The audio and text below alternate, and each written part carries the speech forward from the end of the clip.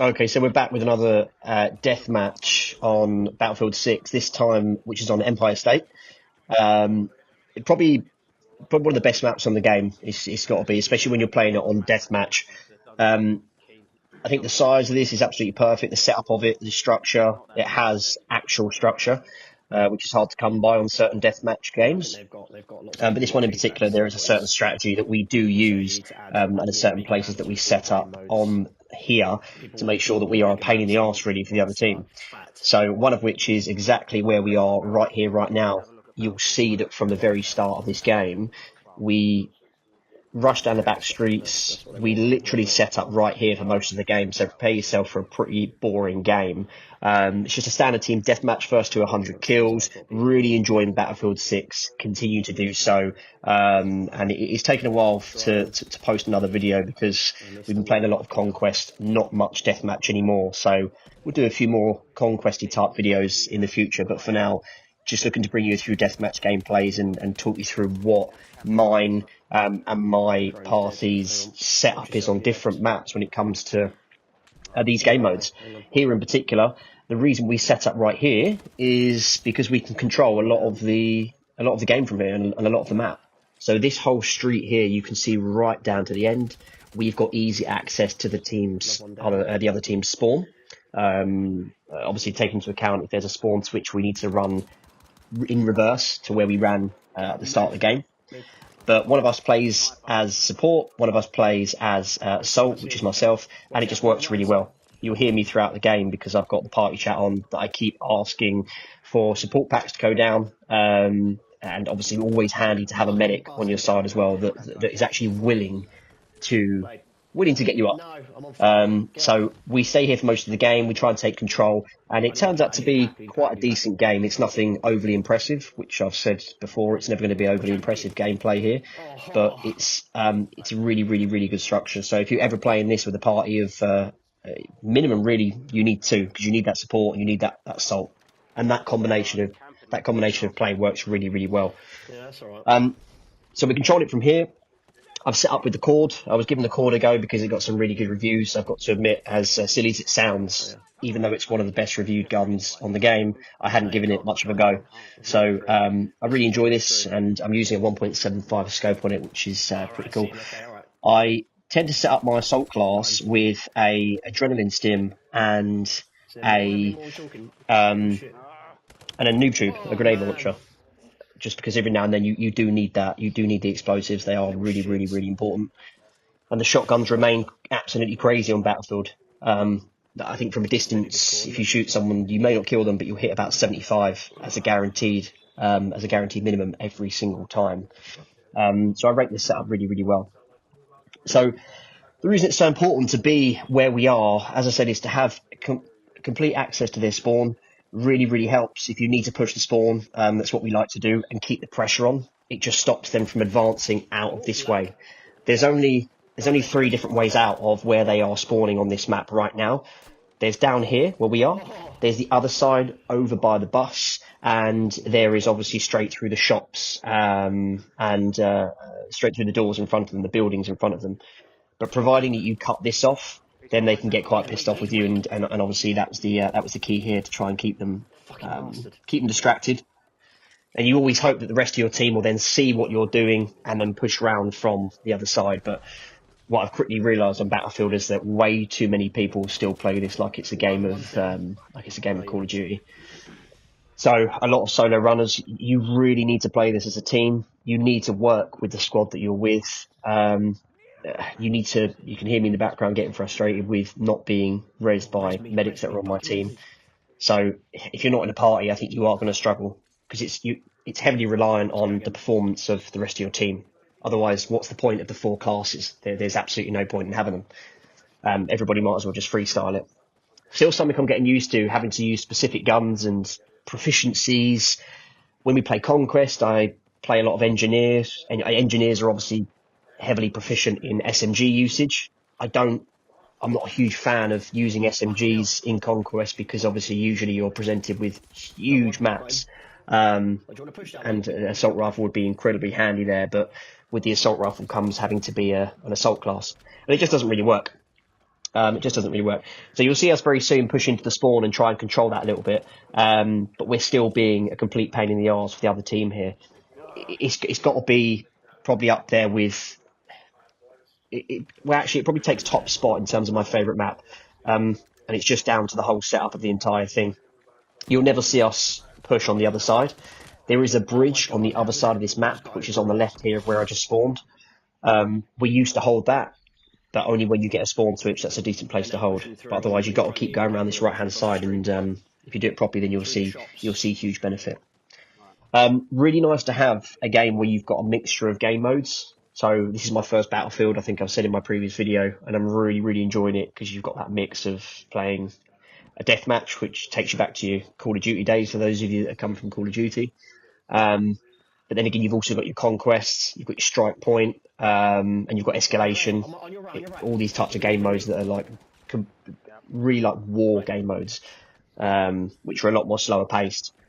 For example, I always try and play a game of conquest, like a game of domination on COD back in the day, but you just can't do that. You just simply can't do that. But there's a few bits and pieces that I'm really enjoying on here. So the hit detection is spot on. There's just very minimum bullshit. You notice it a lot more on here that you find yourself saying things like, well, you know, that's bollocks, less and less, because you can actually believe what's happened. First to 100 kills, and it's really, really tricky to try and get yourself to the top of that leaderboard. This isn't like a deathmatch on COD where you've got the ability to go out there and get 35 to 40 kills, which is a hell of a game if you do that on COD. But here, if you get a game with maybe 15 to 20, you know, up to like 25 kills, you've had a really, really good game. Obviously, the focus is always to stay positive, and otherwise, there's no point you being in the game. But it's really, really tricky.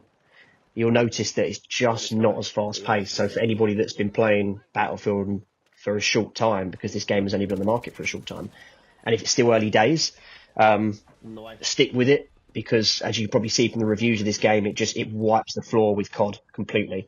And I won't go back. Even though Call of Duty just released their latest title, I just can't. I can't see myself doing it. So fingers crossed for Battlefield 7, and yeah, long live this franchise, definitely.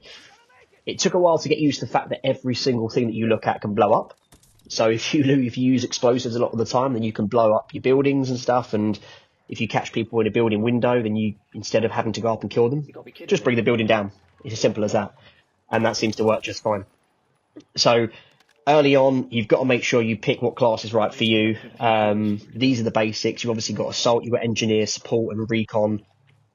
You'll still find, really, really annoying there. Claymores are absolutely everywhere in this game. They're not used as much as they are in other FPSs, so you don't get it loads. But you need to pick what class is right for you. I haven't really been able to change from assault in deathmatch. I like to be as aggressive as I can, and I like to be on the front foot in my games. Hence why I won't deviate from here. But you'll see here that in the middle of the game, or just over the middle, we are down by 8 or 9 points. But keeping the strategy, we didn't really deviate from what our strategy was. Apart from going a little bit rogue here, we kept to that right-hand side of the map, kept to the back of the map, because all they were doing was camping in their spawn. So you'll actually normally find that if you deploy this here, it will be a lot busier, you get a lot more action, but they were camping in their spawn. Now, granted, we were also camping slightly over in the right-hand corner here, but we got enough kills to make a difference. And there's only 2 of us in my party. I will just make that clear. I didn't say that at the start, but there's only 2 of us. So me and old boy Daz here are together, and the other 2 are not with us. But you will find sometimes when you go into games, because it joins 4 of you together in a squad, your squad will stay with you sometimes. Obviously, your squad the 4 of you is all green. Anybody blue is not in your squad. But if you notice your team staying with you, then work with that. Work with that, because that's how it's supposed to be. You have to move in numbers on this game. Some shocking shooting here as well. You have to work as a team, and providing you've all picked the right class and the right setup, then the games are actually quite easy to win. Oh, Jesus. And here you'll see constant supply packs being thrown down. So helpful, so useful. For those of you that don't know, if you have got a medic or a support on your team, they don't have to throw a supply pack down for you to get ammo. You simply walk up to them and you can grab it from their pack that's already on their back. So you can grab it from their backpack. They don't have to throw down their don't have to throw the bag down. If you are injured, you can walk towards the back of the medic and you can just very simply stand there and it will res you quicker. But I think it's just that if they do throw their bag down, you get a little bit more ammo. You'll also notice that very rarely do I use the stim that I've got. I need to get used to the fact that I've got that. And actually, to be honest with you, I'm still learning a lot about Battlefield, so I need to find out what it is that really does. I'll have to bring that to you next game because I have no idea. I think there's 1 or 2 times in this game that I deploy it when I'm injured, but I think it's an adrenaline stim. So, and then every now and then, as I said, the grenade launcher comes in really, really handy as well. I've got a couple of flashbangs in there, and my secondary is it's just a normal pistol. But all in all, I'm really, really happy with this cord at the moment. I've been using this a hell of a lot. I'm trying to use different guns and expose myself to different weapons on the game. But I'm a creature of habit when it comes to FPS shooters. So I just use the same stuff and it can get really, really boring. Plus, I hate to level up guns. And what really gets on my nerves is when you've got so many different attachments for your guns, and it just doesn't make any sense. So if you've got 3 or 4 different grips, 3 or 4 different barrels, 3 or 4 different stocks, it's really, really tricky. And you've got to heavily rely on other people's builds and checking YouTube to see what ones works best. But it might not work best for you. So we pulled to the lead here by about 8 points. We're back in the same position. This assault shield in front of me, so important. So if you've got a medic in your team, and they have that shield, you've got to get them to deploy it. Not many things can break it. You can fire an RPG clean at it, and I think the most it does is it breaks it in half, cuts a chunk off of it. But that's it. So really, really good. If you're at somewhere that you need cover or you need to block off, make sure that your team is deploying this. So as you can see, game's coming to an end. I'm going to let you enjoy the rest of it, and tune into the next video. I'll bring you another deathmatch soon on another map that we like. Like most maps on the game, but there's a couple on there that are pretty shitty, so I've taken them out of the custom search. Anyway, enjoy the rest of it, and I'll catch you on the next one.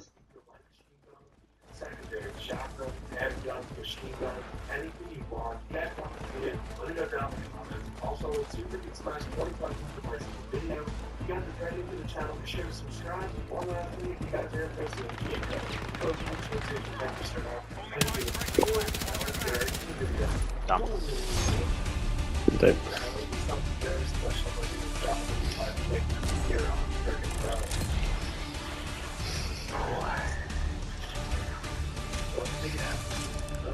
That's easy.